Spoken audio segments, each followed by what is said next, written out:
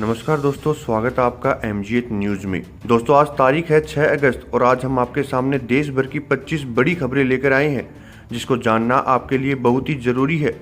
हम आपको एक एक करके हर बड़ी अपडेट के बारे में बताएंगे, लेकिन उससे पहले अगर आपको हमारी 25 बड़ी खबरों में से एक भी खबर अच्छी लगे तो वीडियो को लाइक करके चैनल को सब्सक्राइब कर लीजिएगा और कमेंट में जरूर बताइएगा कि आपको कौन सी खबर सबसे महत्वपूर्ण और अच्छी लगी है।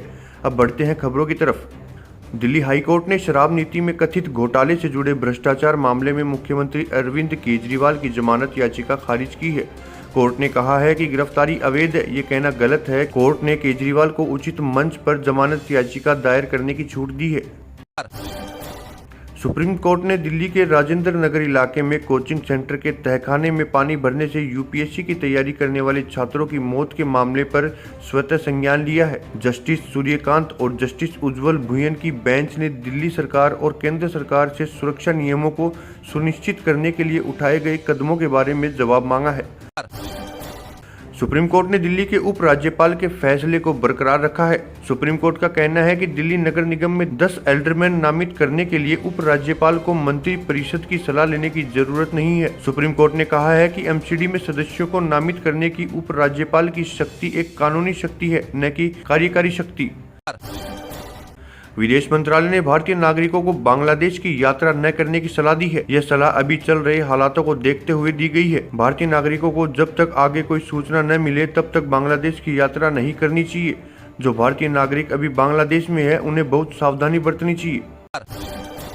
केंद्रीय गृह मंत्री अमित शाह ने ट्वीट किया, सभी को समय पर और पारदर्शी न्याय प्रदान करने के लिए पीएम मोदी के दृष्टिकोण को आगे बढ़ाते हुए आज चंडीगढ़ में हमारी आपराधिक न्याय प्रणाली को शक्ति प्रदान करने के लिए अत्याधुनिक तकनीकों की एक श्रृंखला का उद्घाटन किया गया। हमारी न्याय प्रणाली अब आज उद्घाटन की गई है। राष्ट्रपति द्रौपदी न्यूजीलैंड और तिमोर लेस्ते की राजकीय यात्रा के लिए दिल्ली से रवाना हुई है। राष्ट्रपति द्रौपदी 5 से 10 अगस्त तक फिजी, न्यूजीलैंड और तिमोर लेस्ते की यात्रा पर रहेंगी। काकोरी ट्रेन एक्शन की 100वीं वर्षगांठ के शुभारंभ के साथ साथ गुमगान शहीदों की जयंती पर बलिदान दिवस समेत अनेक महत्वपूर्ण तिथियों पर विविध आयोजन होंगे। इसके तहत योगी सरकार युवाओं को खेल, साहित्यिक व सांस्कृतिक मंच भी मुहैया करवाएगी। प्रधानमंत्री शेख हसीना ने बांग्लादेश छोड़ दिया है। बांग्लादेश में बिगड़े हालातों के बीच ये जानकारी सूत्रों से सामने आई है। पीएम आवास पर प्रदर्शनकारियों ने कब्जा कर लिया है। हजारों की संख्या में लोगों के मौजूद होने की खबर है। हिमाचल प्रदेश के मंडी और शिमला जिलों में राहत बचाव का काम जारी है। इन इलाकों में 4 शव मिलने के साथ ही राज्य के 3 जिलों में बादल फटने से अचानक आई बाढ़ से मरने वालों की संख्या बढ़कर 13 हो चुकी है। रेलवे में सरकारी नौकरी की तलाश कर रहे 10वीं 12वीं पास उम्मीदवारों के लिए शानदार है। इंडियन रेलवे विभिन्न ट्रेड में अप्रेंटिस के 2438 पदों पर भर्ती शुरू की गई है। इच्छुक और योग्य उम्मीदवार ऑफिशियल वेबसाइट srindianrailway.government.in पर जाकर अप्लाई कर सकते हैं। आवेदन प्रक्रिया 22 जुलाई 2024 को शुरू हुई है। बांग्लादेश की स्थिति पर पश्चिम बंगाल की मुख्यमंत्री ममता बनर्जी ने कहा, भारत सरकार को इस मुद्दे पर कैसे काम करना है ये तय करेगी और अभी राजनीतिक दलों के नेताओं से अपील करती हूं कि वे भड़काऊ टिप्पणियां करने से बचें। देश की पूर्वी सीमा को 5 राज्य साझा करते हैं। पश्चिमी बंगाल बांग्लादेश के साथ कुल 2217 किलोमीटर की सीमा साझा करता है। इसके अलावा Tripura 856 kilometre, Meghalaya 443 kilometre, Assam 262 kilometre और मिजोरम 318 किलोमीटर सीमा साझा करता है। बीएसएफ ने सोमवार को बांग्लादेश में हुए घटनाक्रम के मद्देनजर 4096 किलोमीटर लंबी भारत बांग्लादेश सीमा पर अपनी सभी यूनिट के लिए सोमवार को हाई अलर्ट जारी किया है। उन्होंने बताया है कि बीएसएफ के कार्यवाहक महानिदेशक दलजीत सिंह चौधरी और अन्य वरिष्ठ कमांडर सुरक्षा स्थिति की समीक्षा के लिए कोलकाता पहुंच गए हैं। बिहार के किशनगंज में यात्रियों की बस में आग लग गई, जिससे अफरा तफरी का माहौल बन गया है। फिलहाल अभी सभी यात्रियों को सुरक्षित निकाल लिया गया है और हालात काबू में है। मोदी सरकार में कृषि मंत्री शिवराज सिंह चौहान ने राज्यसभा में कांग्रेस पर किसानों का उत्पीड़न करने का आरोप लगाया है। उन्होंने कहा है, जब कांग्रेस अलग अलग राज्यों में सत्ता में तब कई किसान मारे गए। 1986 में जब कांग्रेस बिहार में सत्ता में थी तब गोलीबारी में 23 किसान मारे गए थे। 1988 में दिल्ली में इंदिरा गांधी की पुण्यतिथि पर 2 किसान मारे गए थे। 1988 में उन्होंने मेरठ में किसानों पर गोलीबारी की और 5 किसान मारे गए थे।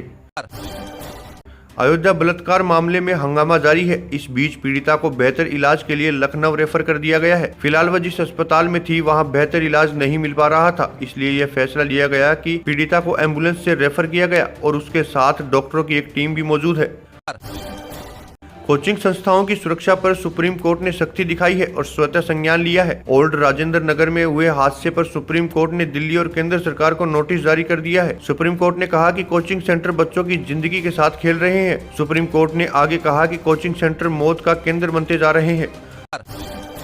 प्रदर्शनकारियों द्वारा ढाका तक मार्च की योजना के तहत इंटरनेट पूर्ण रूप से बंद कर दिया गया है। बांग्लादेश सरकार ने इंटरनेट पूर्ण रूप से बंद करने का आदेश दिया है क्योंकि प्रदर्शनकारियों ने आम जनता से ढाका तक लॉन्ग मार्च में शामिल होने का आह्वान किया है। सुप्रीम कोर्ट से दिल्ली सरकार को बड़ा झटका लगा है। सर्वोच्च अदालत ने 2 टूक कहा है कि एमसीडी में एल्डर नियुक्त करने के लिए एलजी को मंत्रियों से सलाह लेने की कोई जरूरत नहीं है। सुप्रीम कोर्ट का फैसला साफ कहता है कि एल्डरमैन नियुक्त करने के लिए एलजी पूरी तरह स्वतंत्र है। वायनाड में मची तबाही के बाद मौत का आंकड़ा 300 से ज्यादा हो गया है। बचाव अभियान अभी जारी है। लगातार मलबे से लाशें मिल रही हैं। मेपाड़ी में 8 ऐसी लाशों को दफनाया गया जिसकी पहचान तक नहीं हो सकी। उनका डीएनए सैंपल लिया गया है। शेयर बाजार में आज खुलते ही तबाही मच गई। उम्मीदों के मुताबिक आज भारतीय शेयर मार्केट में ब्लैक मंडे के तौर पर शुरुआत हुई। बता दें कि पिछले कारोबारी सप्ताह में शुक्रवार को शेयर बाजार में जबरदस्त गिरावट हुई थी और आज सोमवार 5 अगस्त को उम्मीद के मुताबिक बीएसई सेंसेक्स 1500 पॉइंट गिरकर 79,000 के नीचे कारोबार कर रहा था, जबकि निफ्टी 470 से ज्यादा अंक लुढ़क गया। विदेश मंत्रालय ने बांग्लादेश में भारतीय नागरिकों को सावधानी बरतने, ज्यादा यात्रा न करने और ढाका में भारतीय दूतावास के आपातकालीन फोन नंबरों के साथ संपर्क में रहने की सलाह दी है। विदेश मंत्रालय ने आपातकालीन नंबर जारी किए हैं। सुप्रीम कोर्ट दिल्ली शराब घोटाला मामले में जेल में बंद पूर्व डिप्टी सीएम मनीष सिसोदिया की जमानत पर सुनवाई अब 12 अगस्त को करेगा। अगली सुनवाई में ईडी की ओर से एएसजी राजू की बहस भी जारी रहेगी। सिसोदिया इस मामले में आरोपी है।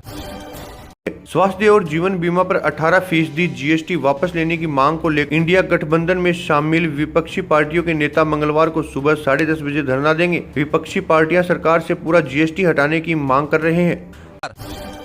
केदारनाथ धाम में फंसे यात्रियों को लिचोली से भीमबली तक सुरक्षित पहुंचाने के लिए एनडीआरएफ के 6 जवानों की टीम रवाना की गई, जहां से यात्रियों को एयरलिफ्ट कर सोनप्रयाग पहुंचाया गया। इसके लिए सेना के MI-17 ALH और चिनूक हेलीकॉप्टर काम में लिए गए हैं। दोस्तों, आपको ये खबरें कैसी लगी हमें कमेंट सेक्शन में कमेंट करके जरूर बताइएगा और अगर आपको वीडियो थोड़ी सी भी अच्छी लगी हो तो वीडियो को एक लाइक करके चैनल को जरूर सब्सक्राइब कीजिएगा। मिलते हैं अगले वीडियो में। धन्यवाद।